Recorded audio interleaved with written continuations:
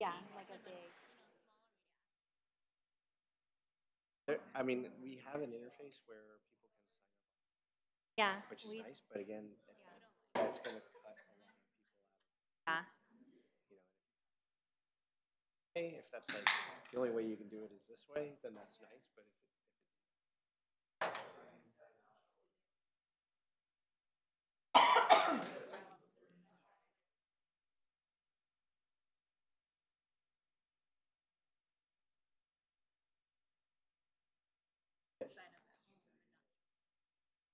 yeah, that's true. But I mean, once you call the person, if they're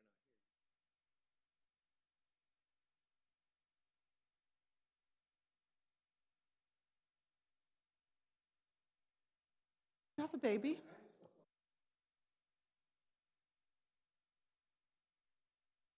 that's something you guys had here.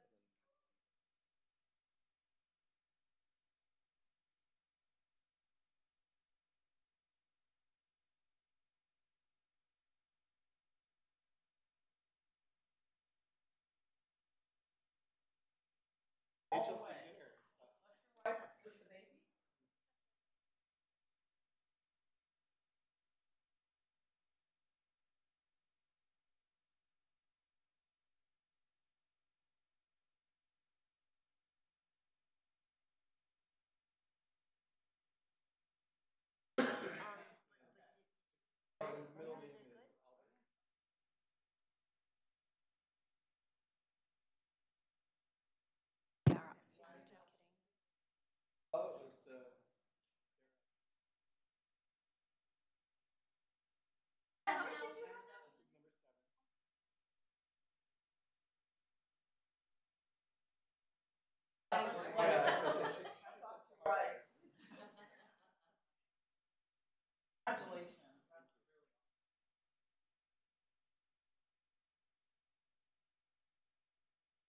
Dinner meeting to order. So we have our informational meeting with the Historical and Landmarks Commission.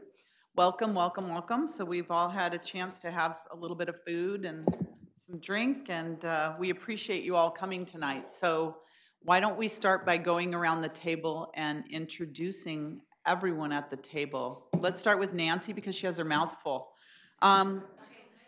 If you press the button and the green light comes on, because we are televised right now, so remember that when you're eating and chewing.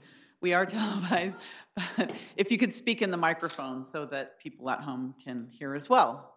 So Nancy, why don't you start? Okay, will do. Nancy Biagini, Commissioner on Historical Landmarks. Priya Charkru, Commissioner. Stephen Estes, Commissioner.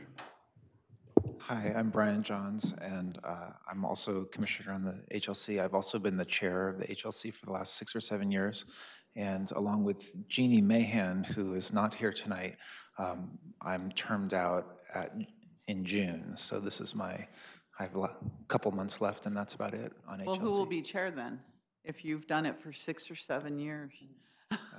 We've had... That's a record for us, I think. We've started that discussion, but I don't know. We'll see. I think you've done a good job if you're chair for 6 or 7 years. Congratulations. Thank you. Congratulations. Patricia Long, Commissioner. Hi, Gloria Shara, Development Review Officer in Planning. Andrew Crabtree, Director of Community Development. I'm Pat Kolstad. I'm the world's nicest city councilman. Kathy Watanabe, Vice Mayor, and I have the good fortune to sit next to the nicest city council member. You're funny. Debbie Davis, City Council. Thank you, Lisa Gilmore, Mayor. Teresa O'Neill, Council Member. Dominic is certainly by far the youngest council.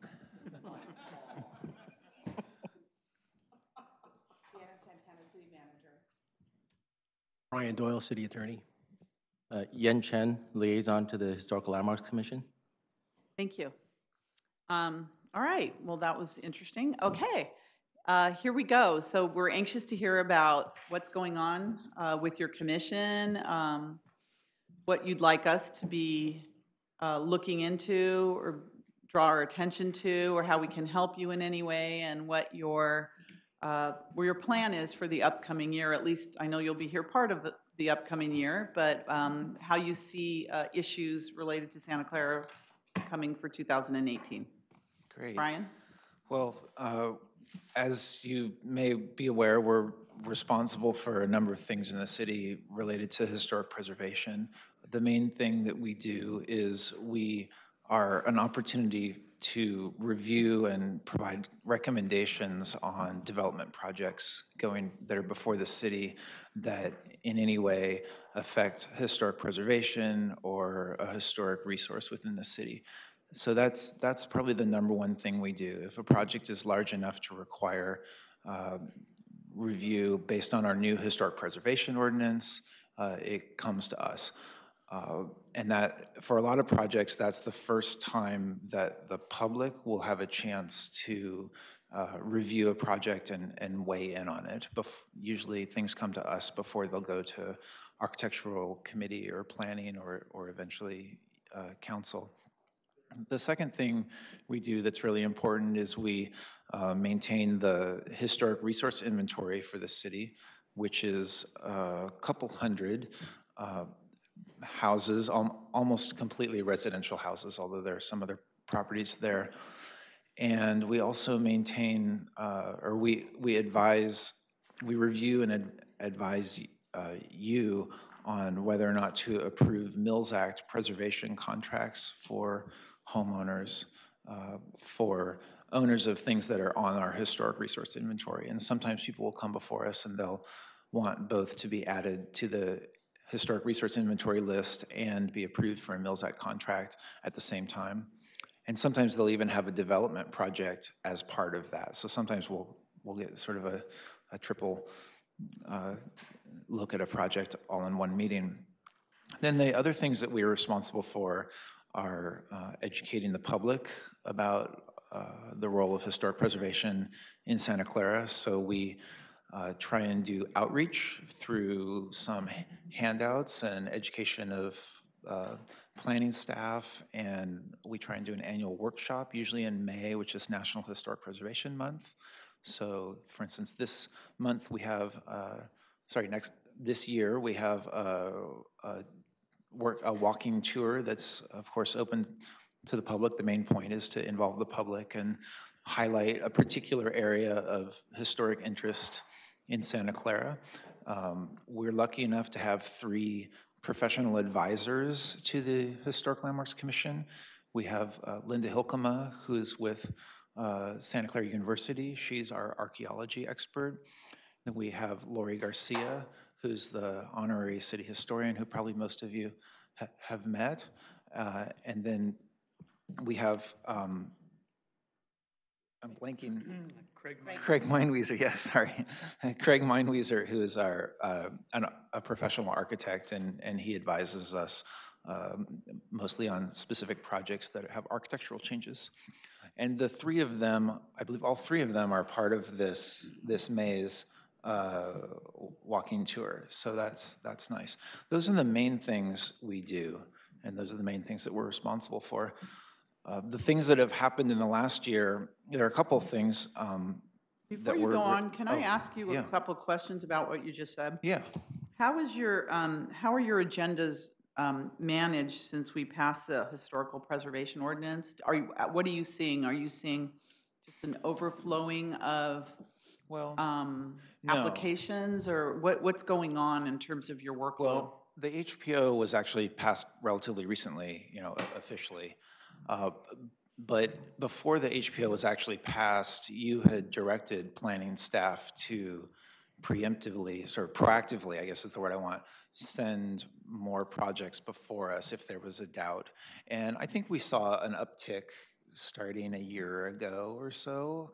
Over the last 5 or 6 years, there have been a couple of specific incidents that came up that caused a little uproar in the community about things that hadn't come before us, and I think that your direction to planning staff was really in response to those, and so we appreciate that. And another thing we've noticed in the last couple months is that there have been a couple of projects that have come before you, and you specifically requested them to come before HLC so that we could provide input, and we also appreciate that, the ability to have the chance to review a project in that case. So that, but I know we haven't seen like the floodgates open or anything. Okay. But really, the HPO was only passed, what, October, November? And the lead time for getting on our agenda sometimes is long anyways, so there may be a long-term increase, but I haven't seen a huge increase just yet. Okay, so no increase, which would require you to have more meetings or to accommodate? Not that I see. We have had some long meetings. We have a way of having, we start at 7 and we go till 10, even if I look and I think, oh, there's only one large project.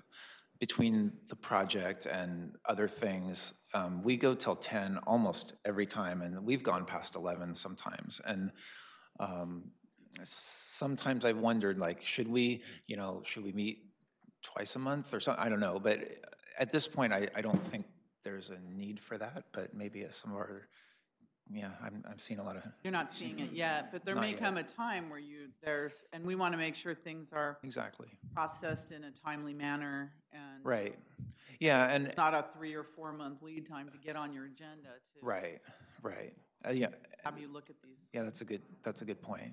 Yeah, so some of the things we've seen happen in the last year or so that we just like to point out is, first of all, the passage of the Historic Preservation Ordinance. We thank you very much for that. And as you know, this has been a multi-year effort from the original study sessions that happened years ago, 3 years ago, to draft that ordinance. And then there's a pause for more than a year or so, and then it's sort of picked up again, and now finally to see it really pass the finish line has been wonderful. So thank you very much for getting that. Second of all, the purchasing of the Morse Mansion.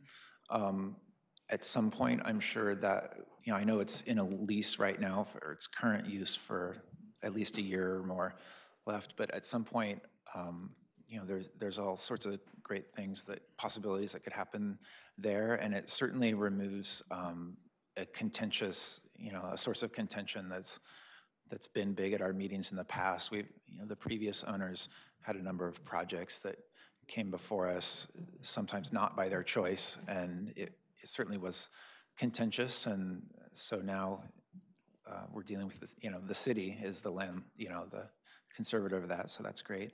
And then finally, I get the feeling that there's been a little bit of an increase in the direction of resources and staff to help support some of the things that we're interested in, and we've noticed that specifically with the work of an intern over the last year to get the list of Mills Act properties up to date and to begin the compliance effort surrounding that list. We really appreciate that. That's one of the items that when we had our last group meeting here, dinner meeting, we were really raised that as a red flag, that we were unhappy that we weren't, as a city, able to keep that up to date and follow up on that. And so now that's happening, and that's wonderful. So thank you for that. Things that we have some concerns. We were talking at our last meeting on Thursday, like what are the sorts of things we'd like to bring up at this meeting tonight. We came up with a couple things, maybe more HLC coverage of properties other than just residential properties, like the El Camino corridor has an awful lot of potentially historically significant resources that we feel may fall through the cracks. There was a processing factory on Williams, I think, that was demolished just a month or two ago for a data center. That's something that I would have liked to have at least had come through us. Not that we would save it, but at least to review any sort of historic report on that, or see if there's a documentation effort that should have been done on that. But now it's a dirt lot. What street was that? Is it Williams? It was on Matthew Street. Oh, sorry, Matthews. Matthew, I was Matthew. Lafayette and Matthews. I'm sorry, yeah, you're right. Matthew, Across from the off-the-wall soccer? That's correct. yeah. That side. Oh, Vantage? That's correct. So, you know, a couple years ago, there was the motel. This was sort of a self-inflicted wound. It was owned by the city, and it was demolished right there on El Camino at Washington, I want to say. King's Highway, exactly. Sure. But it would have been nice to, you know, look at that and see if there was any sort of documentation or preservation activity that should occur there. You know, there's a lot of historic signage, some neon signs on El There Camino. was a lot of activity that occurred there. Yeah. Maybe some activity we don't want to talk about too much. Well, I agree, like, I've wanted to. The signs, though, were pretty cool. Yeah, I've thought we should try to be collecting a lot of the neon signs and making some kind of. Right. Yeah, there's certainly there's the Cactus Motel sign that I believe lost its neon. The sign is still there, but it lost its neon recently. And across the street from that, near San Tomas, there's a nice neon motel sign. I can imagine that just sort of going away one day without anybody, you know, taking a second look at it. And historically, we've been very concentrated on residential properties, but there's certainly a lot of history beyond just residential properties in Santa Clara. I'm wondering, because we're right in the middle of the El Camino specific plan, like, how would this fit in? And maybe Andrew's the one to ask. How would this input fit into the El Camino specific plan? So when we're going through the process, we can make sure the historical nature of some of these are preserved in some fashion. Well, I think a couple things. One, we can certainly bring the plan to the HLC, whether that be early or midway through the process to get their input. Early would be sort of, you know, issues that they're aware of. Later could be more of to sort of understand where the plan is headed. So that's probably the easiest way, but we're, you know, there's certainly other opportunities for, you know, members of the HLC to participate in the different things that we're doing for outreach as we go through the planning process too. And so I think that's probably the best way to address it. You know, I'm taking notes so, you know, we can look at signage and alert our consultant that that's something to think about as we get into that more into details of the plan. And where we are with that too is just we've done some early outreach. We've had, you know, a number of pop-up outreach activities, online survey in our first workshop. So we're pretty early in our first citizen advisory committee. So we're still early in the process, but we'll make sure to get that in front of HLC.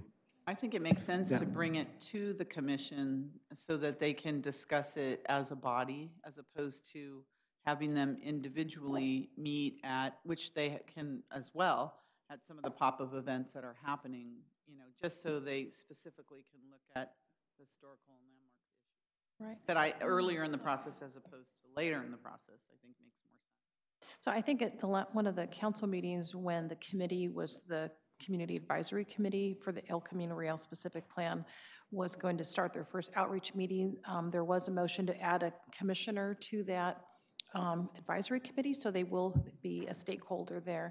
And also, we had an original proposal for that motel site several years ago, but the permits expired. It was a 60-unit condominium project, and there was a stipulation. We did have a survey on that sign, that cactus sign, and it was supposed to be preserved and actually given to the city for relocation someplace else. However, it could be dealt with in a similar fashion if there's a project going forward on that site.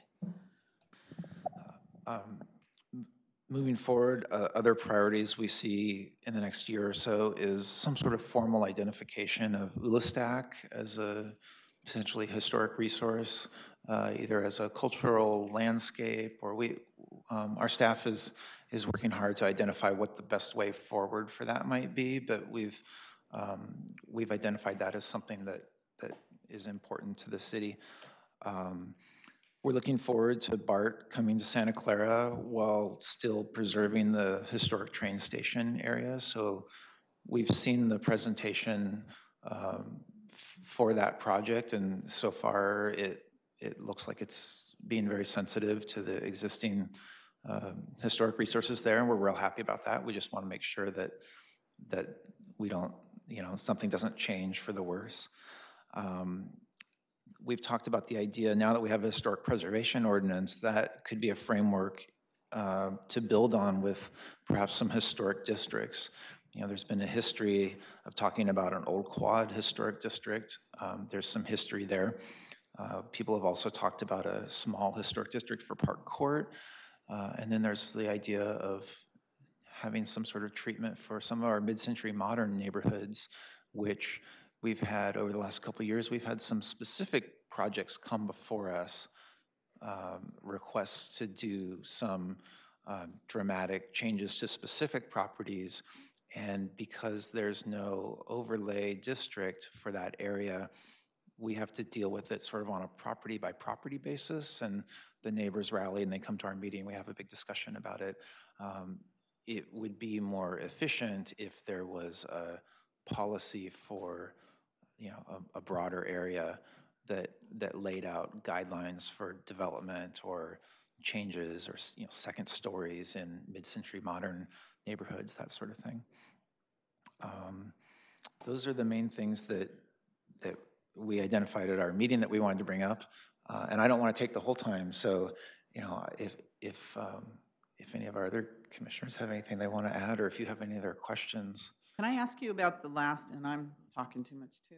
Everybody jump in. When you talked about for instance, the EULA stack and the policy for, overlays maybe in broader areas, I'm really going to encourage you to bring us a recommendation for what you'd like to see, because we're really relying on you as our experts in this field to make the recommendations to us, as opposed to waiting for us to kind of put something that you won't be happy with. Okay. So to start it, I think that's, in terms of process, it's really important that you bring forward your ideas. Like when you mentioned EULA stack, I thought, oh yeah, that's a great idea.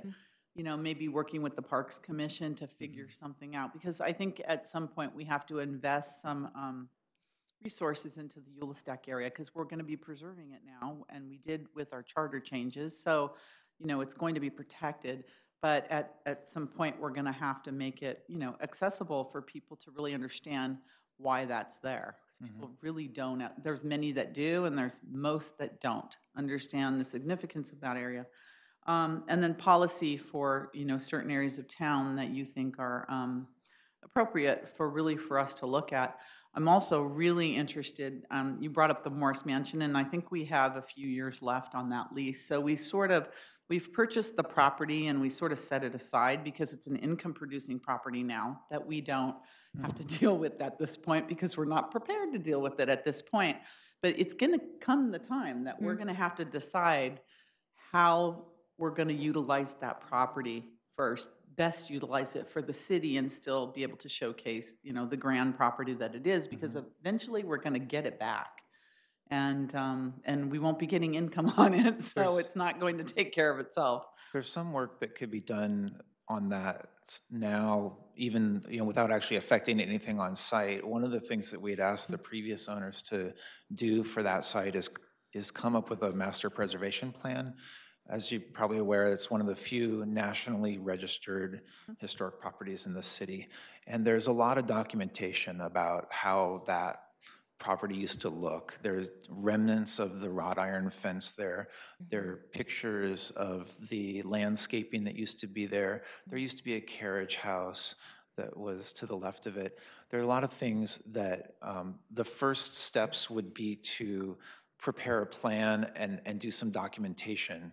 So that alone might take, a year or more, right? And the previous owner we had coming to us with requests for specific things, a fence and a gate or an elevator, that sort of thing.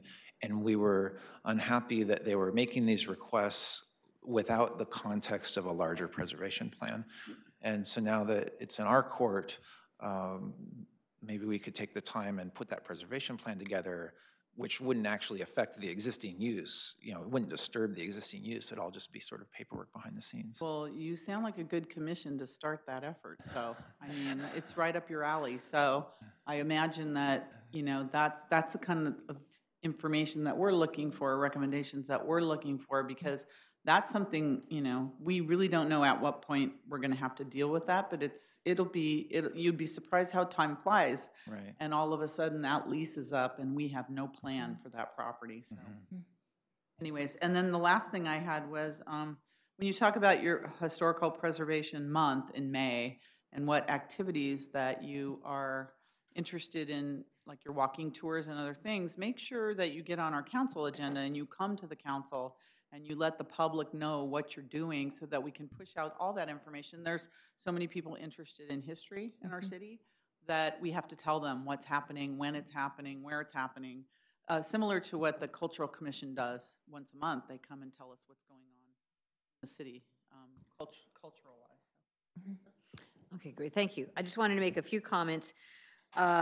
So, as I said, I've long been interested in at least trying to preserve a lot of the neon signs, and that could be an interesting sculpture here at Civic Center, or say when City Place gets built, or something like that.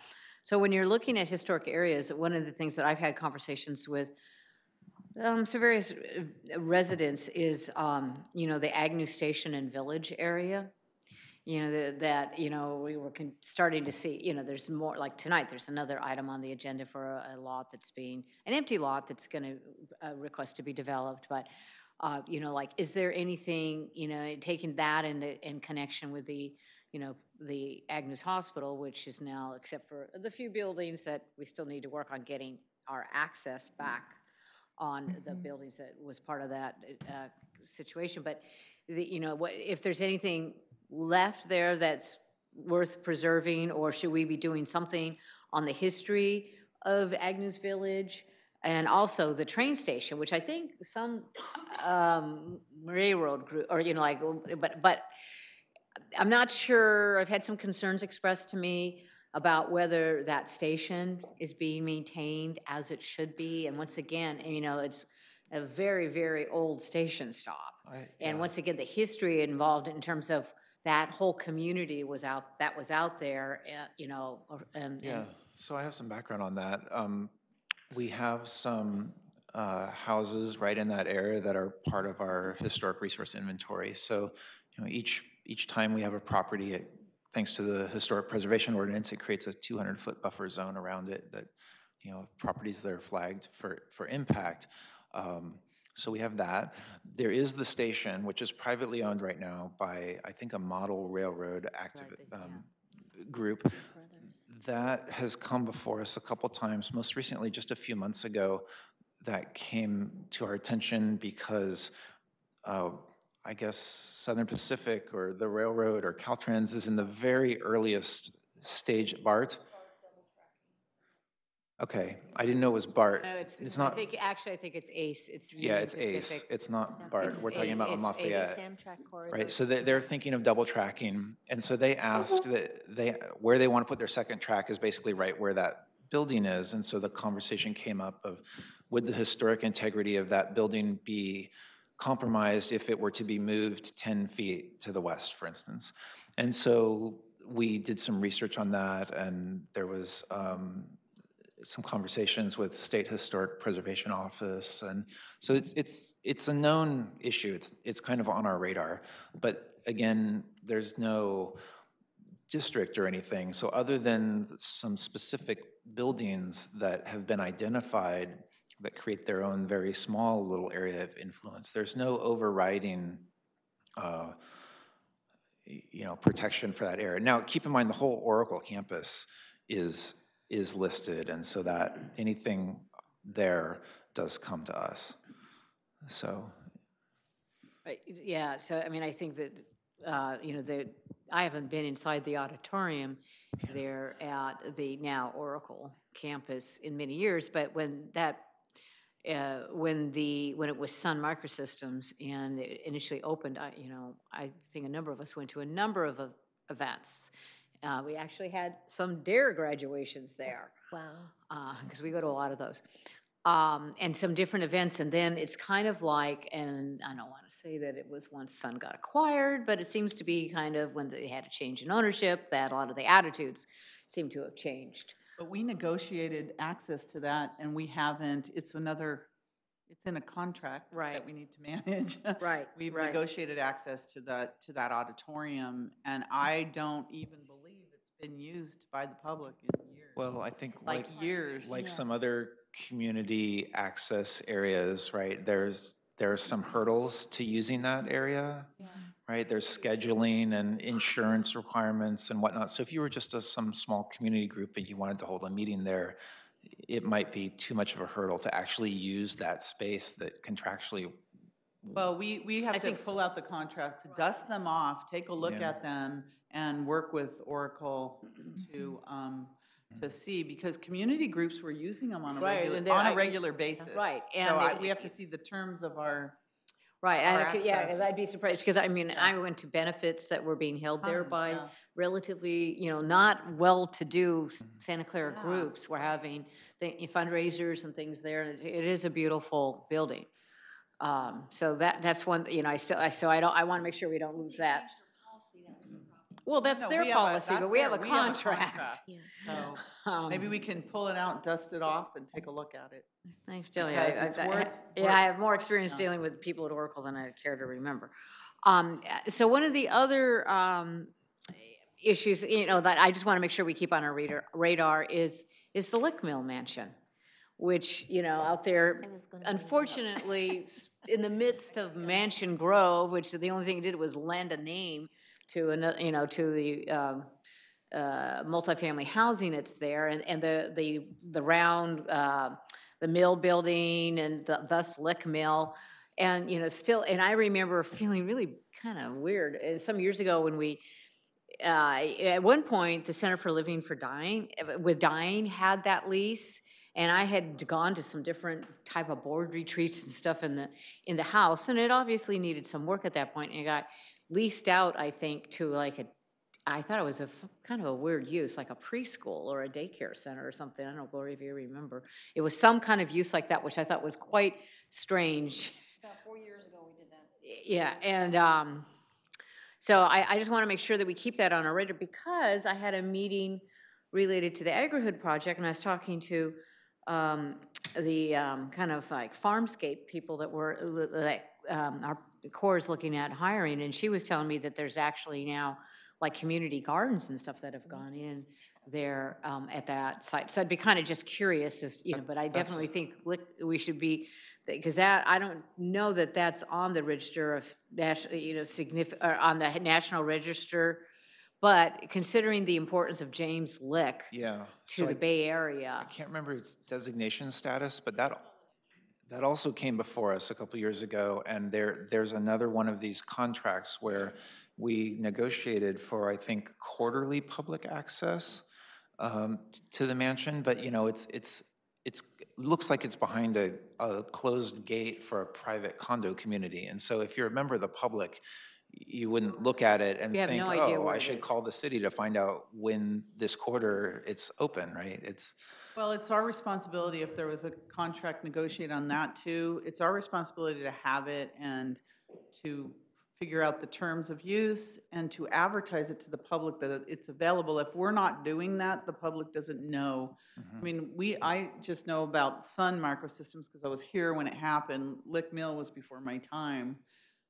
So I don't think anybody was here at that time. So what happens is it just gets lost if it's not out in front and it's not on a list of available properties to use. Right. And then, of course, the corporations or the developers are not going to remind us to use it. So we have to do it ourselves to make sure.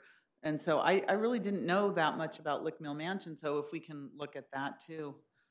Find out what our availability is, because they're not going to remind us unless we have to find out ourselves what are our rights to use those properties, because our community groups are dying for space. People want meeting space all over town, and it's at a premium, so we need to figure out what we have. And I would just think, perhaps if we had a larger discussion, I forget what the term of the lease for that child care center, it just seems like that they're as a city, that we ought to be saying, is there a higher and better use of this, asset, then, maybe we can help, find another location or whatever for a childcare center. I also had some, just in one of my discussions in the past week, my understanding is, like we mentioned, ULA Stack. I know there's been various talks about getting various designations. I kind of have this vision of that sometime being kind of like a center for understanding the, Costanoan culture of our area. And my understanding is that Santa Clara has a very sizable balance at the Open Space Authority for grant funds, like over, what I was told, it's over $900,000, I believe, that we have not been tapping into and using. So, so I think there's various things in terms of the restoration of the landscape there, the kind of mini environments that are there, but also, once again, with not like overdeveloping it, because it's meant to be like an open space preserve, but what are some things based on that we might be able to access these open space funds? What are some kind of unusual things that we could do there? And once again, harken back to our history in a way that could be very fulfilling and enriching for the community to get in touch with that aspect of our heritage. So that's one thought that maybe we might be able to have you look into. And there was some mention about one of the processing plants, whatever, being torn down. I happen to, people who've been to my home know that I'm interested in art, and so I actually have a couple of beautiful prints that were silver prints that were done by a local photographer that were in one of the exhibitions a few years ago at the Triton. I bought them from the artist, and she had done a number of very, very interesting photographs of industrial location, like down in Monterey and actually in Santa Clara. She did a number of and I picked a couple that had, I thought, particularly interesting texture to them. But it might be interesting to look at what buildings are left, as you said, in that area in terms of, once again, maybe as those areas are transforming, that when you just kind of looking at the texture of these buildings and what they're, that maybe they might make a kind of a funky restaurant or an interesting gallery or something like that. But if, and I need to go check because a couple people have been in my house say, oh, I know that was, steel fabricating areas, and as some of those heavy industrial uses move out, that perhaps, we know in Santa Clara, we love our data centers. There's nothing, but we might be able to look at, are there ways that we can more creatively reuse those facilities? And once again, to kind of preserve that element of our past. So that's all I have to say. Mayor, I wanted to add a few things. I actually wanted to bring up the Lick Mill Mansion also because that's right in my neighborhood. And I've wondered over the years, I was so glad that you brought up Beulah Stack because then I thought, okay, this is a good segue to bring up Lick Mill Mansion. I've always thought that it would be a wonderful way to maybe possibly add it to the historic home tours because there's nothing in the north side, and I just thought it would be, if depending on what the conditions were of the mansion, if there was a way to incorporate it into, his city historic home tours, I just thought that would be a great use of the property. But I thought it was a city property, but Debbie was just mentioning that it was bought by somebody, and so it would be really good to see what the contract is and what the terms are for it, because it's a beautiful property. I don't think it's a city property. I think Prometheus, because it's on the city website. I think Prometheus owns it because you do have to have the little sign. Because, like I said, I went to some board retreats. Let me tell you, in the winter, that house is freezing inside. Yeah, a little bit of update for council and commission. The Lick Mill Mansion, came on the market, and a private owner came in and purchased it, and he wanted to make it. Yeah, it was a woman represented the family, and the family basically has daughters that are in college, arts major. They wanted to basically use the mill portion of it and make it into an artist studio, and they were thinking of having a child care education center. And part of that approval was the preservation of and restoration of the mansion. And there's conditions of approval, once that's done, that it be open. There's been, as part of a restoration preservation plan, it takes some time. And there's always concern that the project would just die and that the property then would be put back on the market and turned over. So at this point, the property is not on the open market. We're still trying to work with the current property owner on facilitating the preservation and upkeep of the property. When we get calls for visitors that want to basically visit the site, we remind the owners there's a condition and they should do their part to accommodate people to go in and be able to visit the property. But at this point, it's private property. They did some internal changes on it, and, because I remember that was, sorry. I remember when we went through that, there was, when it came to us, there was a lot of, not a lot, but internal changes, and we were kind of worried about they were gonna take away the integrity of how that looked originally, because there's a big history on that. And there was also some external changes that were going on, but it was centered smack in the middle of some development thing, so nobody really knew about it, and I think there was a private, I think Teresa's right, I think it's almost gated, like, to get in there. So I think we need to put that back on our radar. Like you said, I mean, if people really want to see that, especially for the home tour, that would be a beautiful piece for the, for that to be added. Yeah, there's already challenges with regards to trying to bring a property forward with regards to rehabilitating the property.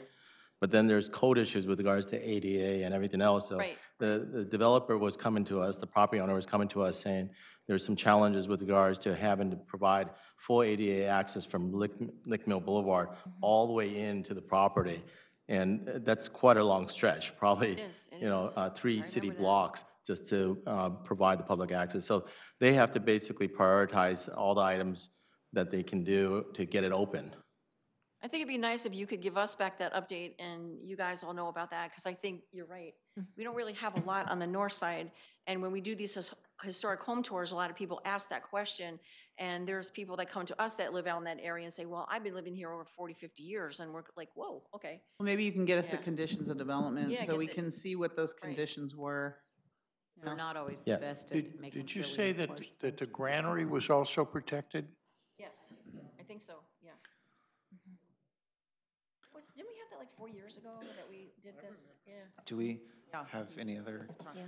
I know some of us had a list of items we wanted to bring up. Does anybody else want to? We just gave you a bunch of work, so are you Yeah. gonna give us a bunch of work now?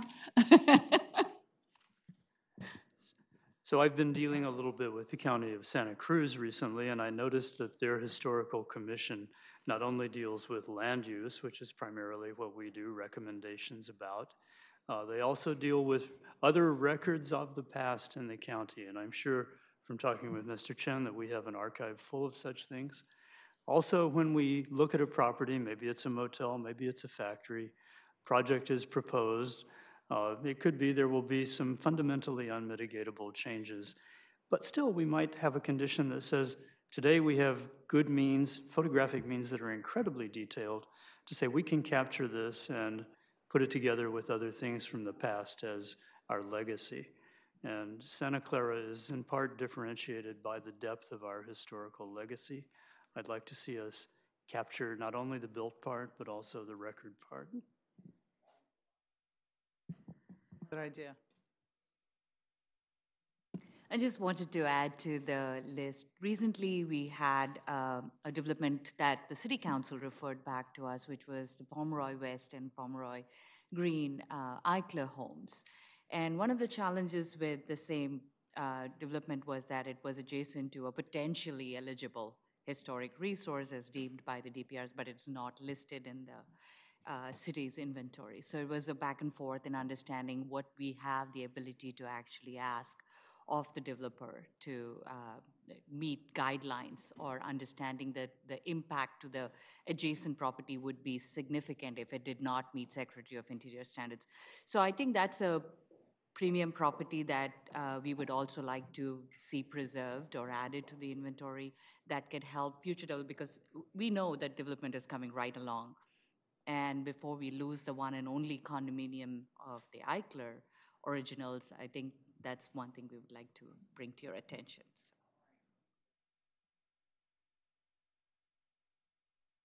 Actually on our agenda tonight. Yeah, timely.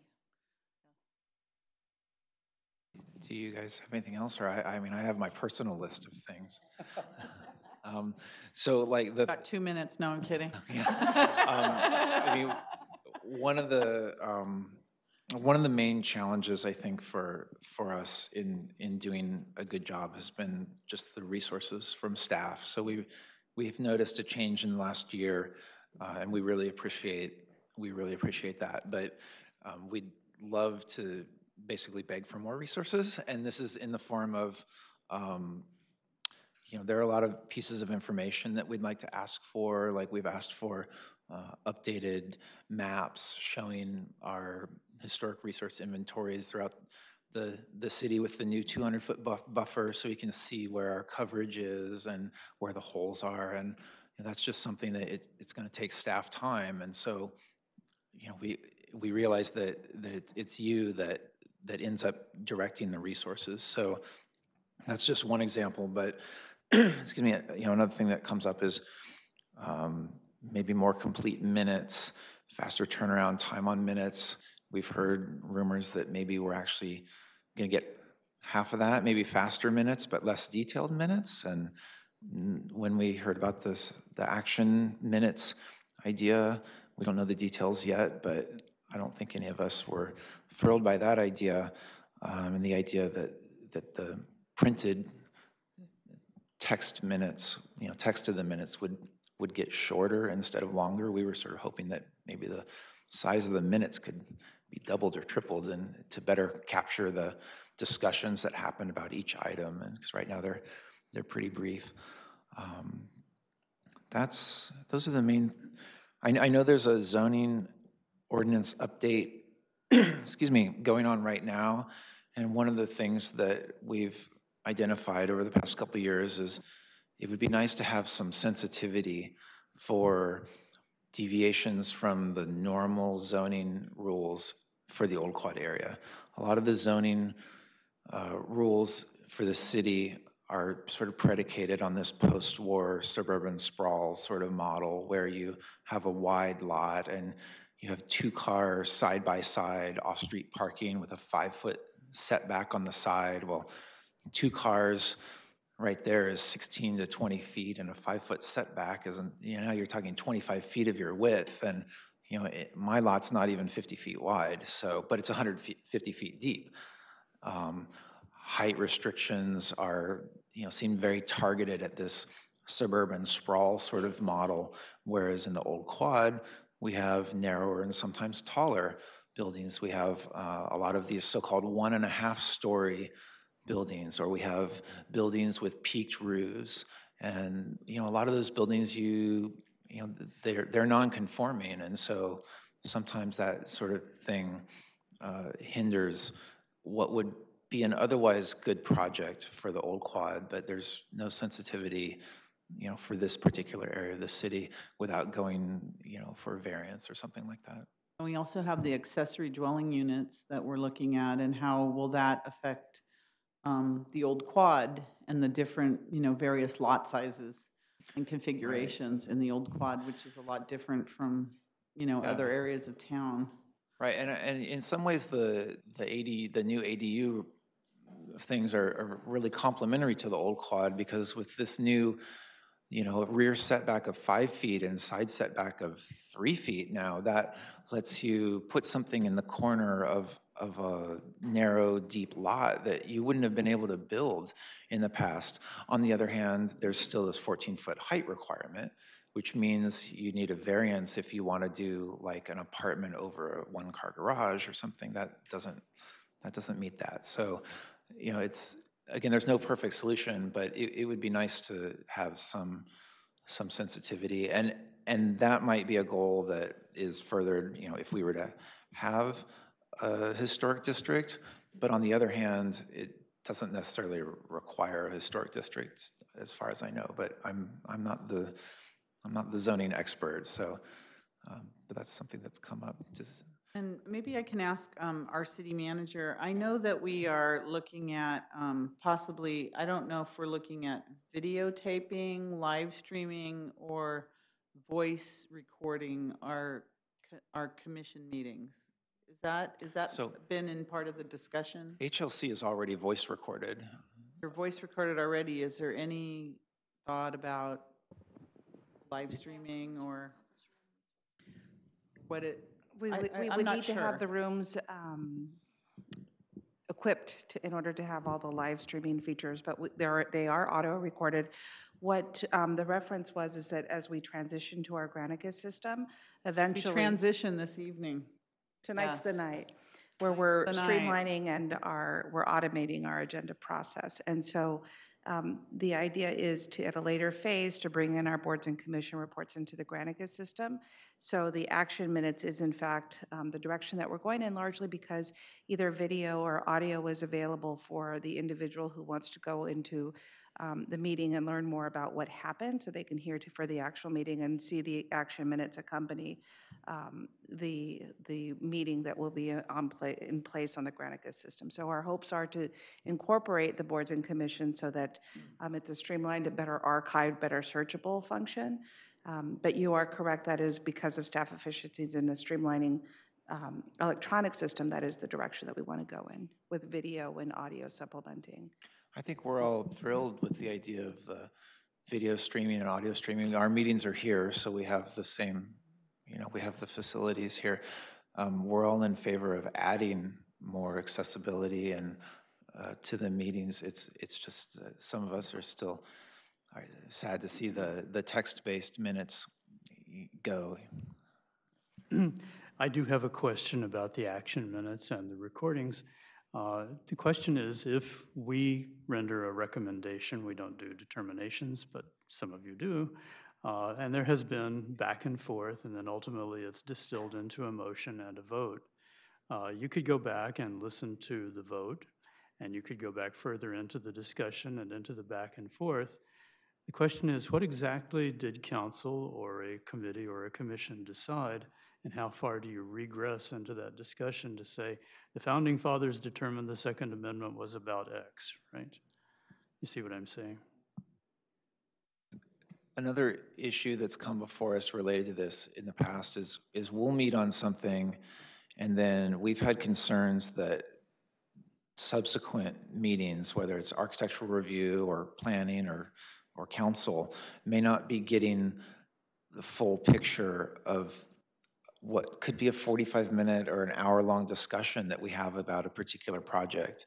And right now, if you look at our meetings, an hour-long discussion on our, a particular proposal is distilled into 2 or 3 paragraphs, and that's what gets sent to you guys and planning, and we're, I don't expect that each of those groups is going to say, I'm going to sit down for 45 minutes and get the background on this discussion before this item, So, whereas if it were distilled down to a page of text, you could get a, good picture of it in 2 minutes or something.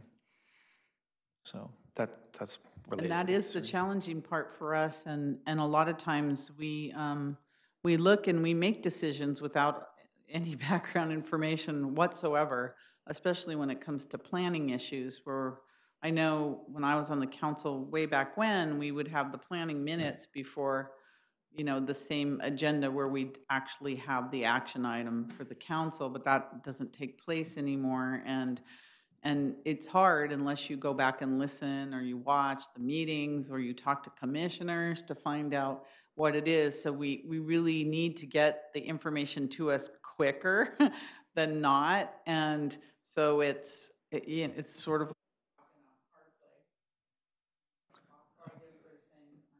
You're better. Okay. I talk so much, my battery's done. Oh, look at all these extra ones. I can go on forever.